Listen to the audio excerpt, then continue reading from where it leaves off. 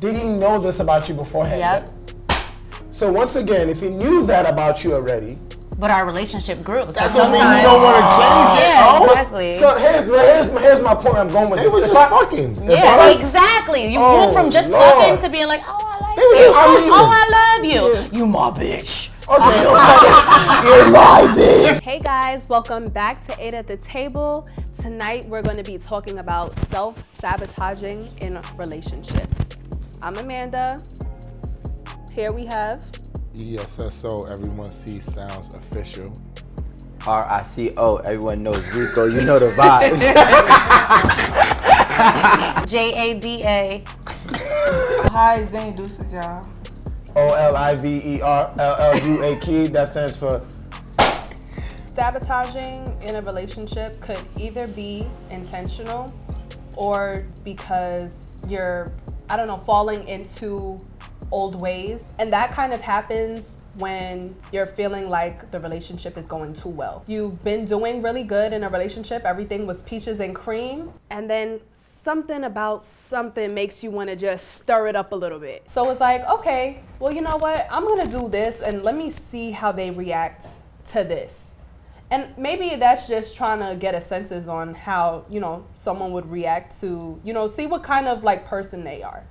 Because maybe you haven't had to face real issues because you guys have been so great. So you don't really know how they're going to react to something. So I'm going to give like an example.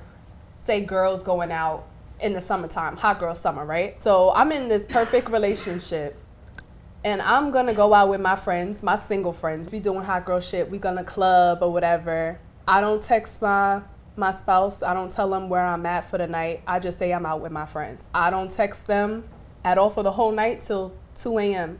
Let's see what that does. That's self-sabotaging your relationship because to you, it's just like, well, what? I went out with my friends. I was just having a good time. I didn't do nothing. But, to them, it's just like, so where you was at all night?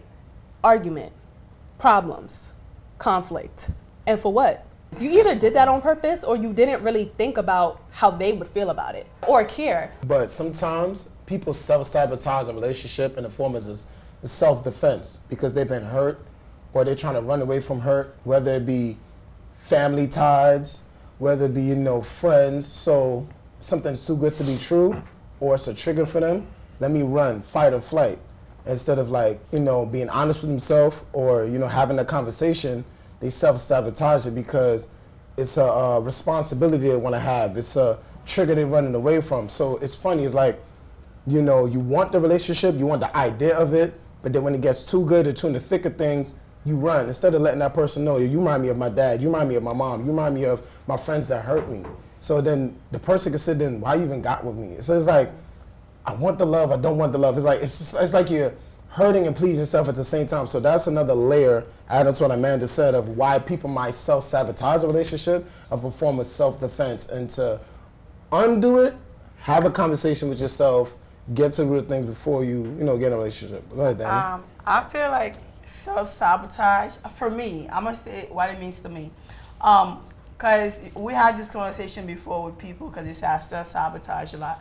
And I feel like self-sabotage, I've been reading about it a lot, and I just feel like it's when you feel like you're not deserving of something. People get into relationships and they feel like they're not deserving to be in that relationship. They don't deserve this man. They don't deserve love. And I'm one of these people, so I self-sabotage a lot.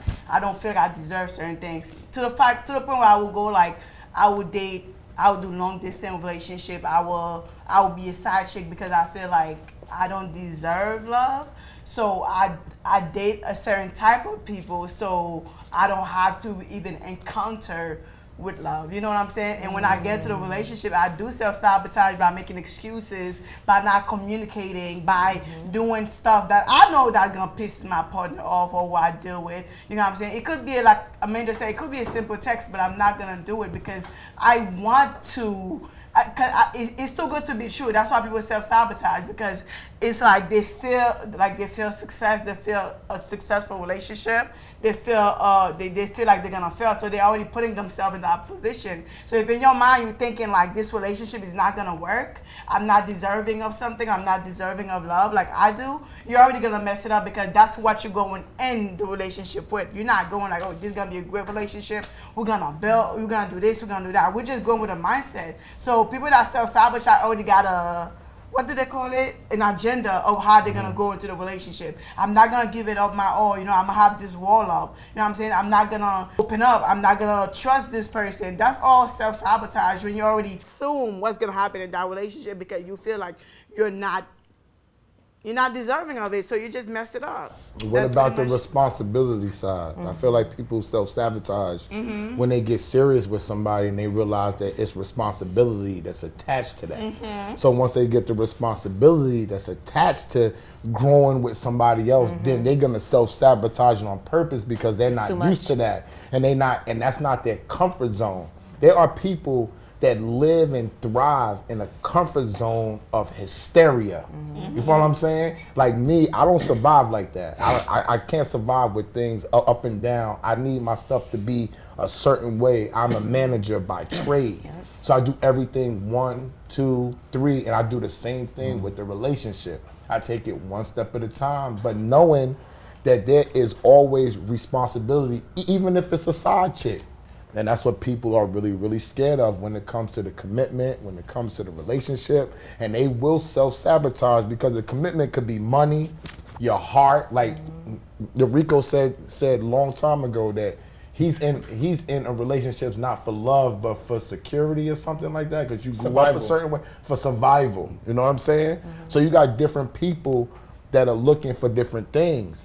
So that's a responsibility that Rico might say, I don't really want to fuck with that. I'm not used to that. So let's say you dating Danny and she addresses your self-sabotaging ways. Usually, y'all don't stick it out. You run from it. That's what I'm saying. Like, like you said, you didn't know you were self-sabotaging. Danny brings it to you, and then now you're like, well, you knew what it was, or daddy this, mommy that. That's the scapegoat in it. You know? So that's why I said, it's all a crutch. It's all a comfortability. It's all coddling. But what about knowledge and experience? That's when you grow into maturity. What I'm saying? Because I'm only speaking from, I've been through this shit, right? If I didn't go through this shit, I'm being honest, I would not know. Be the SO you are now. I would not know what to do or what to say. You know what I'm saying? So it's a lot of things that I feel like that we say up here based upon assumption or what you might want to happen. But that's not the reality. Yeah. But that's not the real thing that's really gonna occur. What's really gonna occur is there's gonna be problems. There's gonna be a lot of talks. There's gonna be a lot of money spent.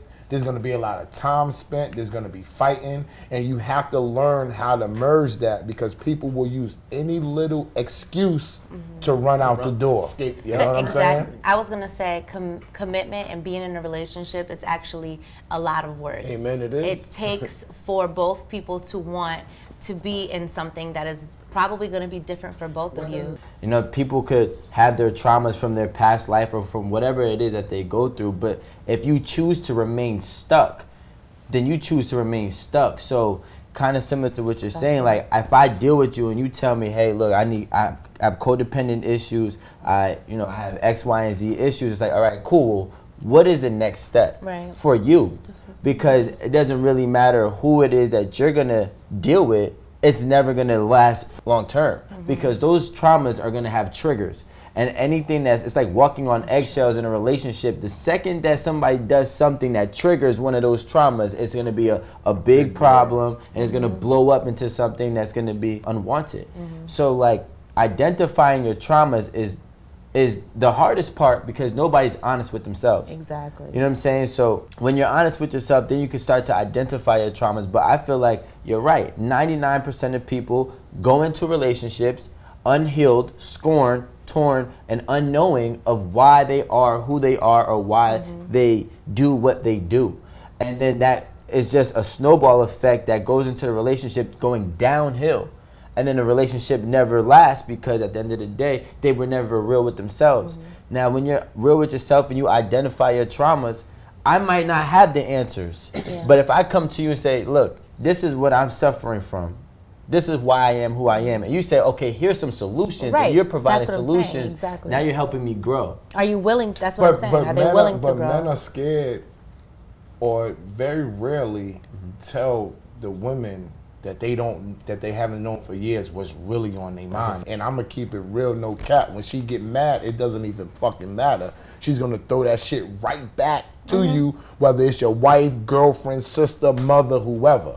So that's why us knowing that as men, we really don't want to say nothing to nobody. It's like it's a big thing. Let's just wait and see what goes on. Not just men. Sorry, not to cut no, you off, but not just jump men, in. but with women too. It's like, but in this relationship, I was trying so hard not to talk about my past, to leave everything. Like, it doesn't matter. Like, it doesn't involve you. It's my past. Why does it matter? Why does it matter?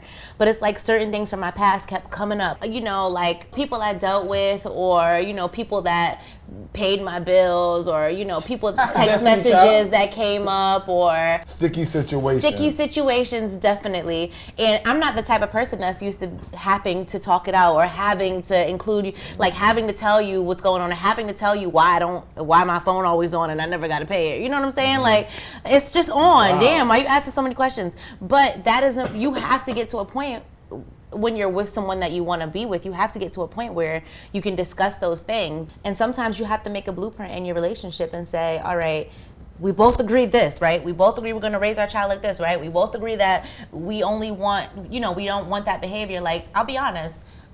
The other day, my man was like, yo, when we out, like, sometimes you just be too friendly. I'm a friendly ass person. That's always how I've been. I've always been a friendly person. But he's right. Like, you know, I have to be like, you know, you're right. It's okay because it's okay because I'm gonna tell you why that's If you're a real man, but why is that fucked up? yeah. The reason why I said that's effed up, right? She just said, your man said, oh, you too friendly. So I'm gonna ask you this. To niggas, yeah. You like moving the goalposts. I'm gonna ask you this. Did he know this about you beforehand? Yep. So once again, if he knew that about you already, but our relationship grew. So That don't sometimes mean you don't want to change it. yeah, Oh. exactly. so here's my point. I'm going with They this. were If just I- fucking. Yeah, exactly. You go from just Lord. fucking to being like, oh, I like They were you. just- I mean- Oh, I love you. You my bitch. Okay. You're my bitch. As I was saying, Hot as hell. I meet a girl. I meet her in a club, right? And let's say she's always a club chick. Me, like Alan said, he's a guy that has it together, right? If he has it together and she's a club chick, I'm not gonna holler at you. I'm not trying to change you. You are who you are. I'm not here to campaign like to be this and be that. So going back to the whole, you're too friendly. If I knew you were friendly, then you're not for me. So if he's this intentional man, he knows what he want and don't want. If you meet a girl who's too friendly, too party type, please go to the left. Do not get this woman. Oh. Wait. Do not. I don't know, this is where you messed up on. Every woman is open to change. Don't believe a woman that's not open to change. Every woman, the world. That wasn't change. But no, It's every not about woman. change. I want you to be here, no, like Rico said. You're like, I want you to but sit here, like Rico said. she's a party Let girl. her be her. You said she's a party girl. She this to that. And when a woman meet the right man, if she feels like that's a real man, she will bow down. Like Kanye said, you're supposed to fall when a real man come in front of you and teaching you things.